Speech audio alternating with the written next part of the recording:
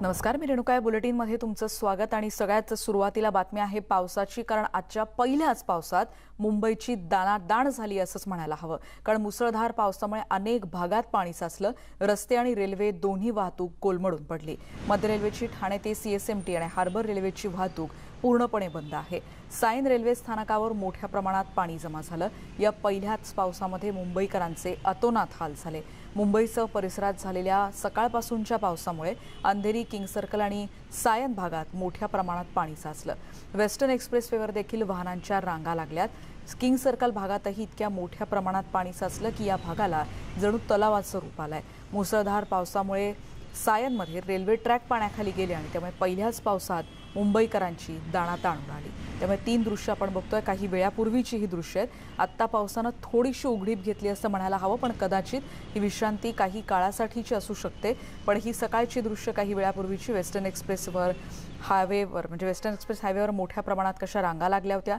सकाळी 11 वाजता रेल्वे वाहतूक कशा पद्धतीनं विस्कळीत व्हायला सुरुवात झाली आणि तिसरी जी दृश्य आपण बघतोय ती आहेत किंग सर्कल भागातली। मुंबईच्या महापौर किशोरी पेडणेकर यांनी आपत्कालीन व्यवस्थापन विभागाला काही वेळापूर्वी भेट दिली।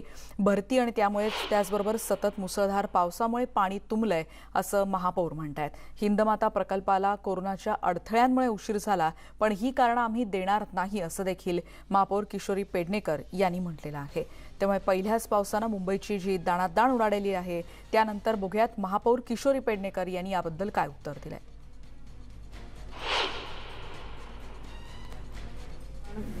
आपल्याला लागणारी मॅनपॉवर की जी गेल्या वर्षापासून आपण विस्कळीत झालेलो आहोत, तर तेही एक छोटंसं कारण होऊ शकतं। आणि आजही जिथे 100 लोक काम करत होते तिथे आज 40 लोक काम करत आहेत। 60 लोकांची कमतरता जाणवते, पण तसलं कारण सांगून आम्ही पळवाट नाही काढणार। आम्हाला जास्तीत जास्त मुंबई पाण्याखाली जाणार नाही। अर्थात मुंबई म्हणण्यापेक्षा मुंबईचे रस्ते जे फुटपाथच्या वर पाणी येतं ते पण आलं नाही पाहिजे ह्याची आम्ही काळजी घेऊ। रेल्वेचे जे अधिकारी आहेत ते फारसे आपल्या पूर्ण देशामधून मुंबई सोडून बाहेरून आलेले असल्यामुळे तेवढी अटॅचमेंट जी मुंबईची असायला हवी किंवा ती समन्वय असायला पाहिजे तो नाही आहे। हे तर नेहमीच दिसतंय। सांगितल्यानंतरही फारसं ते लक्ष देत नाही हेही दिसतंय।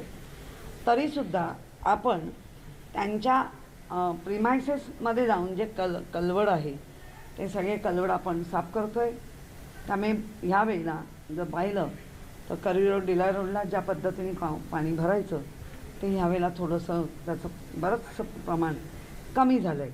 त्यामुळे आशा आहे की हे सगळं करत असताना रेल्वे म्हणा की MMRD जे काही ह्यांच्या प्रिमायसेस आहेत ते खरं त्यांनी साफ करून करायला हवं आणि किंवा आम्हाला तरी परवानगी खुलेआम द्यायला हवी। त्या मुसळधार पाऊस आहे सकाळपासून आणि त्यातच आता समुद्राला भरती देखील होती 11:15 वाजता आणि त्यामुळे या सगळ्याचे अपडेट्स आपण मुंबईतून घेणार आहोत। आमच्या प्रतिनिधी प्रणाली कापसे आता आपल्या सोबत आहेत वरळी सीफेसच्या इथून आणि त्याचबरोबर उदय जाधव देखील आपल्या सोबत आहेत आमचे प्रतिनिधी आणि ते आहेत बँडस्टँड परिसरातून। सुरुवातीला आपण जातोय प्रणालीकडे। प्रणाली, आत्ताच्या क्षणाचे काय अपडेट्स मिळतात? पावसाने थोडीशी विश्रांती मगाशी काही मिनिटांसाठी घेतली होती, आत्ताचे अपडेट्स? रेणुका, मगाशी काही मिनिटांसाठी पावसानं उसंत घेतली होती, परंतु पुन्हा एकदा पावसाला सुरुवात झालेली आहे। जोर जरी पावसाचा कमी असला तरी सातत्य मात्र पावसामध्ये दिसून येत आहे।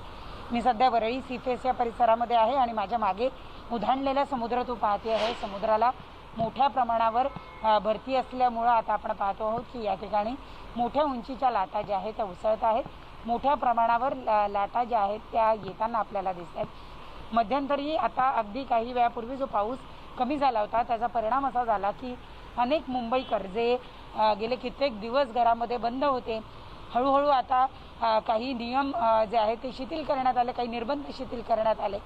त्यानंतर काही मुंबईकरांनी आपण पाहतोय की वरळी सीफेसवर इथं येऊन पावसाचा आनंद लुटण्याचा ते प्रयत्न करत आहेत। खरं तर वरळी सीफेस या परिसरामध्ये कोस्टल रोडचं काम मोठ्या प्रमाणावर सुरू असल्यामुळं एक छोटासा स्ट्रेच आहे जो नागरिकांसाठी खुला आहे। उर्वरित सगळ्या ठिकाणी जे ते बॅरिकेडिंग करण्यात आलं, त्यामुळे तिथे कोणाला जाता येत नाही. पण या स्ट्रेचमध्ये आपण पाहतो आहे की काही मुंबईकर आलेले आहेत, काही सेल्फी घेत आहेत, काही फोटो काढत आहेत. लहान मुलांना सुद्धा अनेक पालक जे आहेत ते इथं घेऊन आलेले आहेत. थोडासा पाऊस जो आहे तो ओसरला आहे, परंतु पुन्हा एकदा पाऊस हळूहळू सुरू झालेला आहे. मुंबईमध्ये ढगाळ वातावरण अजूनही आहे. पुढचे 2-3 दिवस मुंबईला अलर्टसुद्धा आहे. त्यामुळे सूर्यनारायणाचं दर्शन पुढच्या 2-3 दिवसात होईल की नाही हे सांगणं जरासं कठीण आहे. परंतु तूर्तास मात्र पहिल्याच पावसानं मुंबईकरांची जी दाणादाण झाली होती गेले 3-4 तास, त्यातून थोडासा दिलासा आता मिळताना दिसतोय असं आपल्याला म्हणायला हरकत नाही, कारण पावसानं थोडा काळ विश्रांती घेतलेली होती. वरळी सीफेसवरून आता आपण अपडेट्स घेतले. प्रणाली आता आपल्याला सांगत होती. उदय जाधव आता आपल्या सोबत आहेत. उदय, नुकतंच थोडे दिवसांपासून आता मुंबईचं अनलॉक सुरू झालं आणि त्याच्यानंतर काही जण रस्त्यावर येऊन कदाचित बँडस्टँड असेल किंवा इतर परिसरात फिरण्याचा विचार करत असतील, पण या सगळ्यांचे प्लॅन आता आपण म्हणू शकतो की यशस्वी होताना दिसणार नाहीत, कारण तशा सूचना देखील देण्यात आल्यात की गरज असेल तरच घराबाहेर पडा. आता बँडस्टँडवरचं काय चित्र?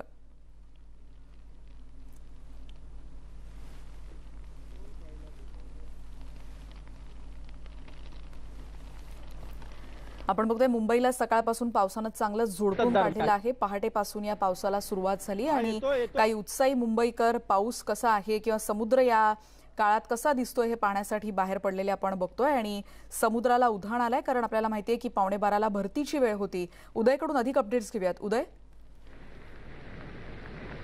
रेणुका, आता मी बांद्रा बँडस्टँड परिसरामध्ये आहे. आज सकाळपासूनच पश्चिम उपनगरामध्ये देखील मोठ्या प्रमाणात मुसळधार पाऊस जो आहे तो सुरू झालेला आहे. नॉनस्टॉप पाऊस पडतो आहे, मात्र तरी देखील इथे काही अतिउत्साही जे तरुणी आहेत ते मात्र बँडस्टँडच्या परिसरामध्ये आलेले आहेत, समुद्रकिनारे आलेले आहेत. इथे आपण पाहू शकतो की समुद्र कसा उधाणलेला आहे.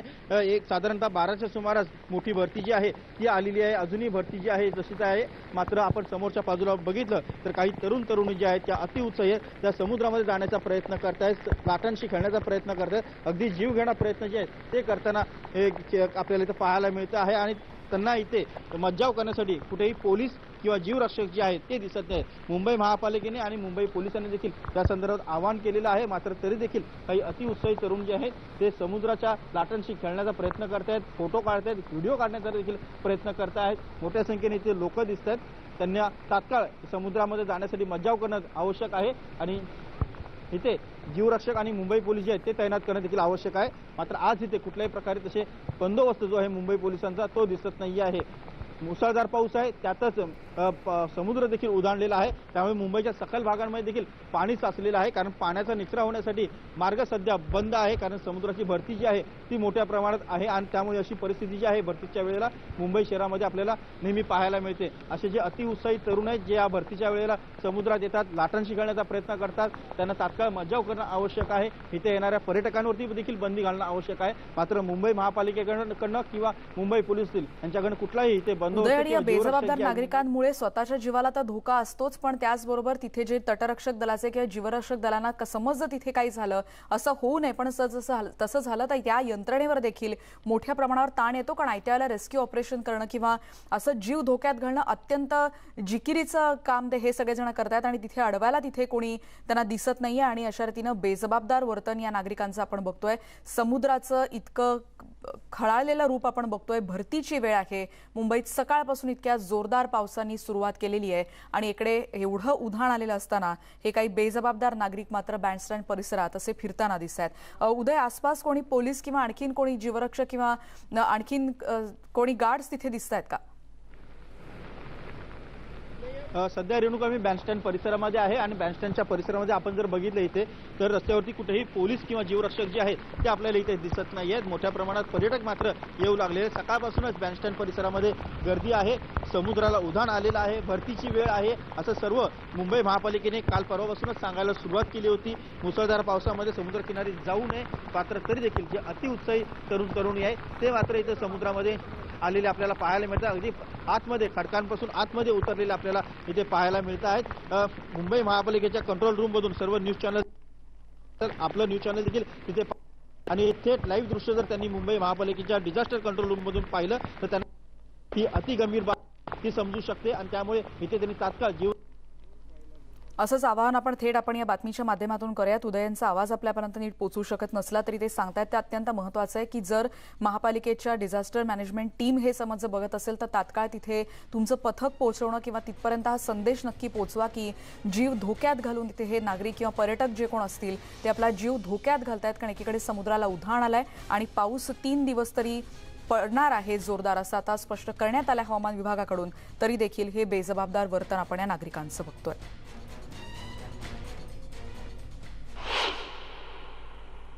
इतरही बातम्यांचा पुन्हा भेटणार आहोत पण एका ब्रेकनंतर.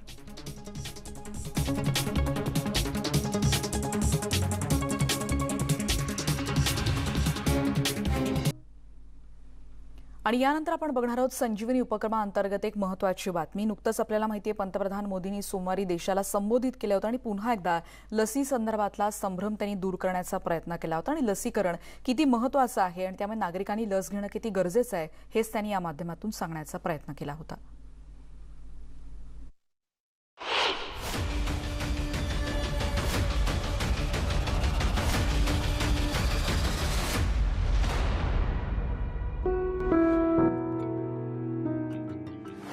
पंतप्रधान मोदींचा लसीकरण मंत्र.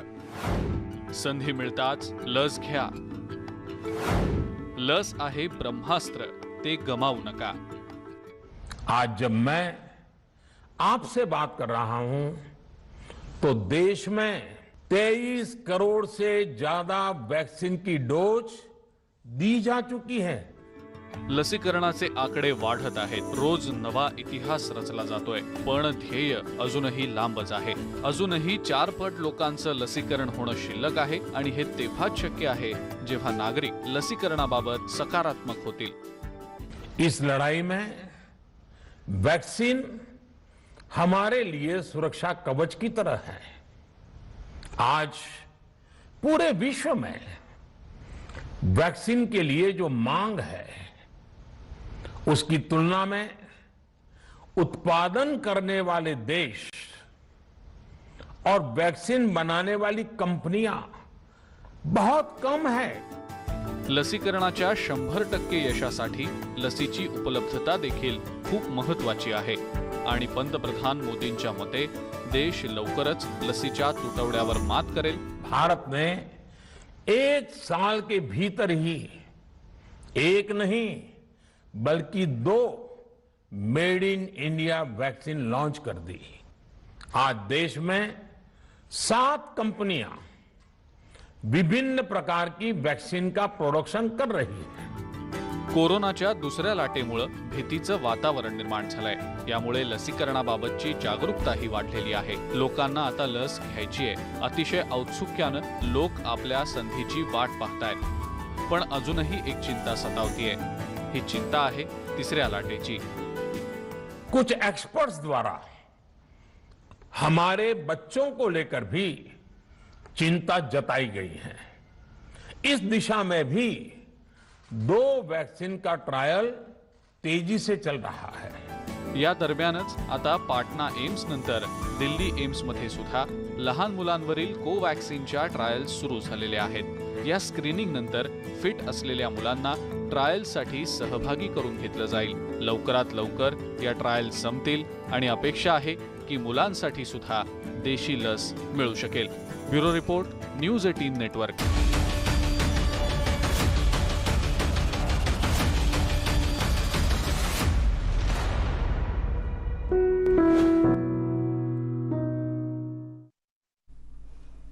नेटवर्क 18 आणि फेडरल बँकेचा उपक्रम असलेल्या संजीवनी गाडी ही भारतभरातल्या कोविडग्रस्त जिल्ह्यातून सध्या फिरते आहे आणि आपणही लसीकरणाच्या बद्दल जागरूकता निर्माण करणाऱ्या मोहिमेला पाठिंबा देऊ शकता. लसीकरणाचं महत्त्व अधोरेखित करण्याचा या मोहिमेतून नेटवर्क 18चा प्रयत्न आहे.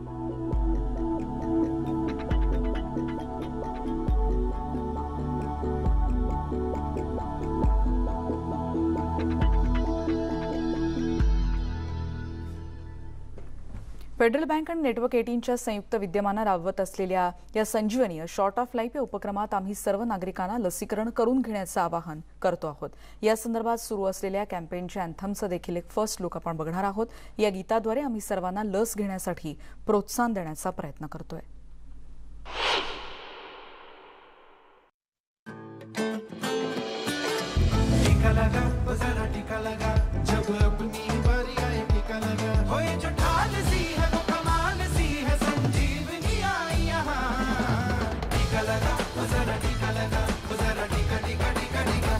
लगाया क्या? नेटवर्क 18 प्रत्येक भारतीयाला कोविड-19 प्रतिबंधक लस मिळेल याची खात्री करण्यासाठी मदत करू इच्छितं आणि त्याचबरोबर लसीकरणाबद्दलचं जागरूकता वाढवण्यासाठी फेडरल बँक आणि नेटवर्क 18 संयुक्त विद्यमानं राबवत असलेल्या या संजीवनी शॉर्ट ऑफ लाईफ या उपक्रमात तुम्ही देखील सामील व्हा, जेणेकरून लसीकरणाबद्दलची जागरूकता वाढू शकेल. अधिक माहितीसाठी तुम्ही हेल्थ एक्सपर्ट अपोलो 24/7 आणि लॉग ऑन करू शकता moneycontrol.com/संजीवनी इथे संपर्क साधू शकता. या सगळ्या बातम्यांचा आढावा घेतल्यानंतर या बुलेटिनमध्ये इथेच थांबतोय. पहा फक्त न्यूज 18 लोकमत.